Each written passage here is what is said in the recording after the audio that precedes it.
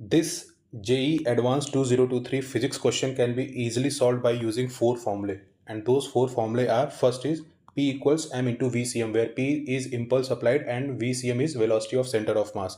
फिर उसके बाद अपना आता है angular momentum is equal to x into p, where x is the distance between centre of mass and the point of application of the impulse. Okay, फिर उसके बाद अपना आता है टोटल टाइम ऑफ फ्लाइट, क्योंकि जो आपका कॉइन है वो पहले यहाँ से हाईएस्ट पोजीशन तक जाएगा, फिर उसके बाद वापस रिटर्न अपने इनिशियल पोजीशन पे आएगा. तो ये T is equal to two into V C M divided by ji.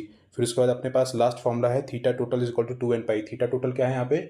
Total angle swept by the coin about its axis, diametral axis about which the rotation is happening. Alright, तो उसके बाद जब ये सारे फॉर्मूले को यूज़ करके आप एन के लिए एक फाइनल फॉर्मूला आप डिराइव करोगे, मॉडिफाई करके लाओगे, उसके बाद जब आप वैल्यूज पुट करोगे तो आपको एक सिंपल सा आंसर मिल जाएगा एन इक्वल्स 30. यहाँ पे अगर आपने बीच में ही कहीं पे कैलकुलेशंस करना स्टार्ट कर दिया तो आपको लास्ट में आपको बार बार अप्रॉक्सीमेट करना पड़ेगा.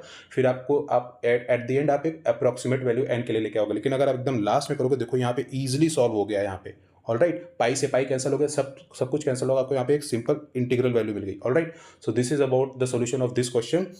And also in the long video of this YouTube short, I have explained the hidden concepts that have been used in this question. Okay, और यहाँ पे वेक्टर कैलकुलेशंस को भी मैंने यूज़ किया है. बार बार मैं इसलिए कह रहा हूँ क्योंकि वेक्टर कैलकुलेशंस को यूज़ करना बहुत ही इंपॉर्टेंट हो जाता है, क्योंकि इससे कई सारे हिडन कॉन्सेप्ट्स आपको समझ में आ जाते हैं. एक हिडन कॉन्सेप्ट इसमें ये है कि यहाँ पे जो एंगुलर वेलोसिटी है वो चेंज क्यों नहीं हो रही है. ओके, उसका भी एक सिंपल सा आंसर है, लेकिन वो कॉन्सेप्ट बहुत ही important. Alright, so subscribe to the channel for more such JEE advanced and JEE main question solutions. All right, thank you for watching the video.